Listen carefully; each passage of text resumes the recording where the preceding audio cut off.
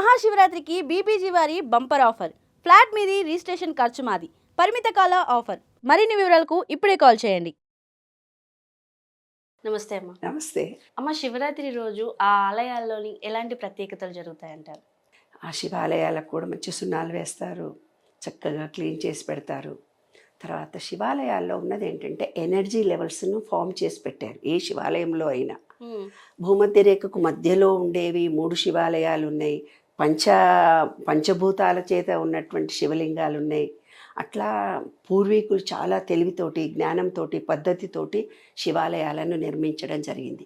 నిన్నెవరో ఒక అబ్బాయి నాకు ఫోన్ చేసి, అమ్మ మా పూర్వీకులు మా ఫ్రెండ్స్ అందరూ ఒక శివాలయం కడదాం అని అంటున్నారు. మా ఊర్లో నేను శివాలయం కడుతున్నా, కట్టొచ్చా లేదా మేడం అన్నట్టు. కట్టకరా నాయనా అని చెప్పారు. శివాలయం కట్టడం ముఖ్యం కాదు, దాని తదనంతరము పూజా విధానాలు కరెక్ట్గా ఆచరించకపోతే ఎవరు కట్టాడో వాడికి వస్తుంది పాపం. ఓకే ఓకే, అంటే కట్టడం అన్నది ముఖ్యం కాదు.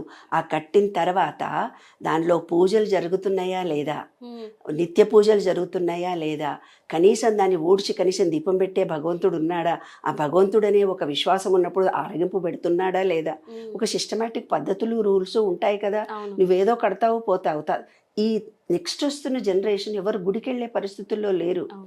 ఇప్పుడున్న జనరేషను ఎనర్జీగా నమ్ముతున్నారే తప్ప, మూఢ విశ్వాసాలు, మూఢనమ్మకాలుగా అనుకుంటున్నారే తప్ప, శివ అనే గుడికి నేను వెళ్ళాలి అన్నది కూడా తరిగిపోతుంది. అవునా లేదా? బొట్టు పెట్టుకుంటేనే సిగ్గుపడిపోతున్నారు ఈ రోజుల్లో పిల్లలు. బొట్టు ఇట్లా తుడిపేసుకొని వెళ్తున్నారే బయటికి. అలాంటి సాంప్రదాయం వస్తున్నప్పుడు శివాలయాలు నువ్వు కట్టొద్దు. ఉన్న వాటికి పఠిత్వం పెంచు, ఉన్న వాటిలో నువ్వు హ్యాపీగా చేయి. శివాలయాలు ఎందుకున్నాయి?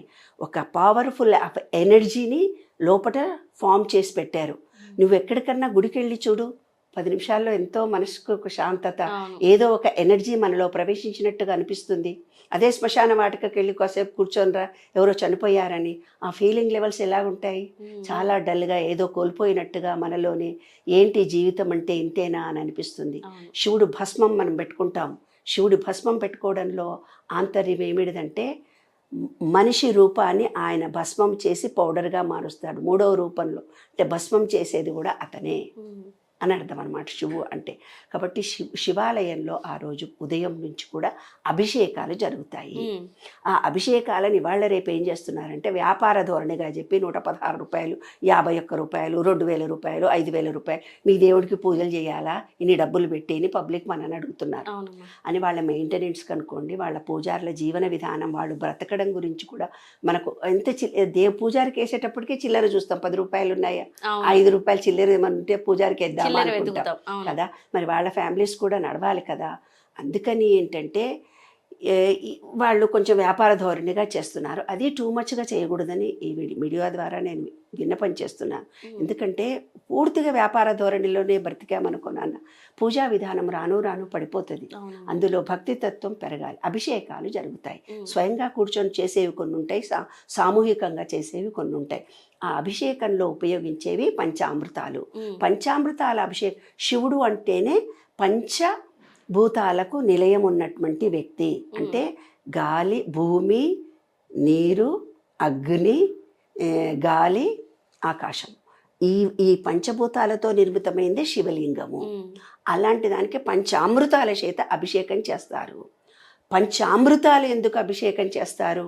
మన మూలాధార చక్రాన్ని యాక్టివేషన్ చేయడానికి పాలు, మన స్వాధిష్టాన చక్రాన్ని చేయడానికి పెరుగు, మన మణిపూరక చక్రాన్ని యాక్టివేషన్ చేయడానికి నెయ్యి, తేనె కమ్యూనికేషన్ చేయడానికి, బెల్లం కానీ తేనె కానీ విశుద్ధి చక్రం అంటే ప్రేమ, ఒక కృతజ్ఞత, మంచి మాట, శుభం పలకడం.